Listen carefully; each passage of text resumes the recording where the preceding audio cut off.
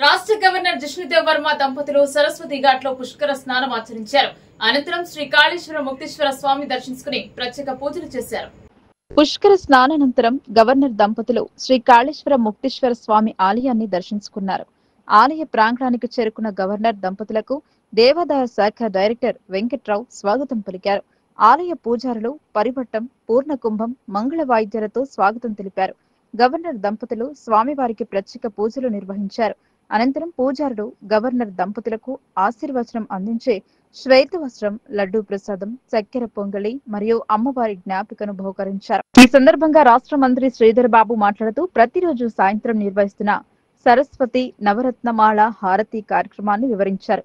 ఈ కార్యక్రమంలో అధికారులు, భక్తులు పెద్ద ఎత్తున పాల్గొన్నారు. పుష్కర ఏర్పాట్లను గవర్నర్ పరిశీలించి అధికారులను అభినందించారు. భక్తులకు ఎలాంటి అసౌకర్యం కలగకుండా చేసిన ఏర్పాట్లు ప్రశంసనీయమని కొనియాడారు. ఈ సందర్భంగా గవర్నర్ మాట్లాడుతూ గత 11 రోజుల నుండి పుష్కరాలు వైభవంగా జరుగుతున్నాయని, భక్తులకు ఎలాంటి ఇబ్బందులు రాకుండా జిల్లా యంత్రాంగం అన్ని ఏర్పాట్లు చేసినట్లు తెలిపారు. ప్రజలు పుష్కర స్నానాలు ఆచరించాలని ఈ సందర్భంగా గవర్నర్ సూచించారు.